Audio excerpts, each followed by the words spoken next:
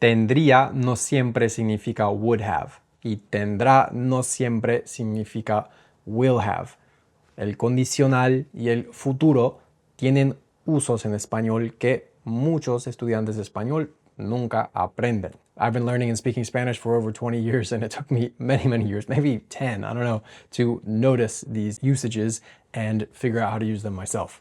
So in the next couple minutes, I want to show you how to use and understand these kind of hidden uses of the conditional and the future so that you can learn to understand and speak better Spanish. We're going to start with two similar sentences that I got from articles that I found online in Spanish. Tendría unos 10 años si me parecía lo más emocionante del mundo. Tendría unos 10 años. Tendrá ella unos 40 años. Tendrá ella unos 40 años. So, tendría unos 10 años y tendrá unos 40 años.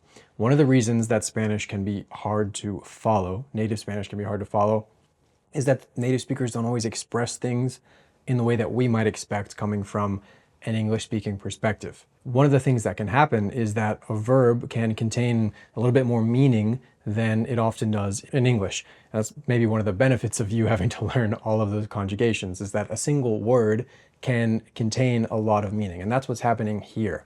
The verbs tendría y tendrá are expressing uncertainty. So tendría unos 10 años does not mean I would be 10 years old. It means I was probably around 10. If I wanted to express more certainty, I could have said tenía 10 años, tenía 10 años.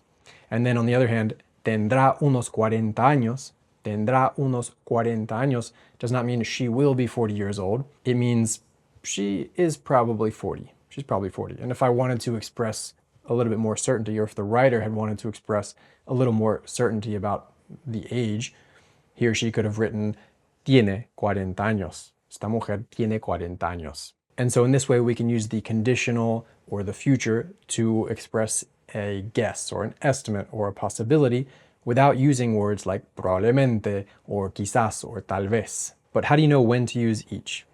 It has to do with the timing. So you can use the conditional when you want to make an estimate or express an estimate about the past, and you can use the future when you want to express an estimate about something that is happening now or something that is more present. We'll look at some more examples in just a minute, because these are not the only verbs that have sort of hidden meanings. Spanish is full of verb tenses with meanings that are not quite, or that vary just slightly from what we learn in a textbook, and that can really impact our comprehension and our ability to express ourselves more flexibly. So I put together a guide to some of these, kind of the main ones that you need to know, so that you can learn to express yourself with more flexibility and understand native speakers better.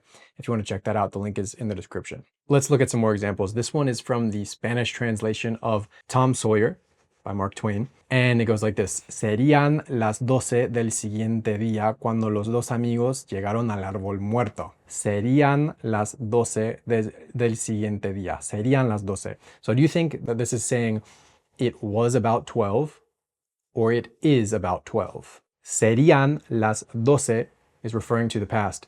It's saying it was about 12. It was around 12 the following day. It was around 12 the following day. And so if I wanted to adapt it to something that is more in the present, what could I say? Serán las 12. Serán las 12. And if I wanted to adapt one of the other examples that we saw, the one about the woman who was 40 years old, tendrá unos 40 años. If I wanted to adapt that to talk about something more in the past, to make an estimate about her age, say she was about 40 when this thing happened, how might I say that? Using the same verb, tener. Tendría unos 40 años. Ella tendría unos 40 años. As a side note, this collection of letters, de R, can be tricky. And so what I find that if you struggle to say words like tendría, that D, and then go into the tapped R, put a little space between the D and the R, and it helps. Tendría, and then gradually you move it closer until you get the actual pronunciation, tendría. But adding a little fake vowel in there can help, and then you gradually reduce it. Just a little tip. So now what we're going to do is think about some scenarios that are relevant to your life, and then make some sentences using these verb tenses to talk about those things. So the first one is time. Don't look at your watch or your computer or your phone. Just estimate what time it is. Do you have a number in your head? Once you do, think of a sentence. Remember that to tell time, use the verb ser. Think of a sentence that estimates the time right now. So for me, I think it's probably around 4 in the afternoon. I could say, serán las 4 de la tarde.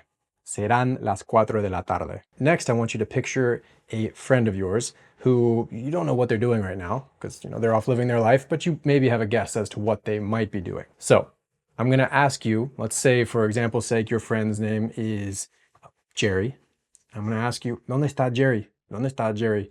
You don't know for sure, but you might have a guess. So your answer could be something like, Jerry, no sé, estará en el trabajo, or estará en la playa, whatever Jerry likes to do. For the next one, I want you to guess your age. We're going to think about an activity that you did as a kid, along with some other friends or another friend, and think about the age that you were when you started it. So we're going to use the verb tener to talk about your age, and you're going to think about, okay, do I need to use the conditional or the future here to talk about my estimated age while doing this activity? And note that the verb is going to be plural because you're talking about you and your friend or friends. So your example sentence could be something like, tendríamos unos 8 años cuando empezamos a ir a la playa juntos. For the last one, I want you to estimate a crowd size. So you're going to think about an event where you were recently. It could be big or small, a meeting or a party or a concert, whatever, and imagine it and think about roughly how many people were there. And imagine I'm asking you how many people you were there, and you need to use the verb haber, so like hay 10 personas. You need to use that verb haber to convey and express a rough estimate, but you're a little bit uncertain about how many people were there. An example could be habría unas 500 personas en el concierto. So these two tenses really have parallel uses. You can use the conditional to express this estimate about something in the past, and you can use the future to express an estimate about something that's more in the present. If you want to level up your Spanish with these and other hidden uses of different verb tenses in Spanish, then check out the guide that I put together at the link in the description. But if you're thinking, all right, this sounds good, I pretty much understand this, but my problem is that I really struggle to put this stuff into practice in conversation. Like I'll learn the topic, but then it won't come out, and I'll freeze when I'm actually trying to speak, or the conjugations won't come out, whatever the problem might be.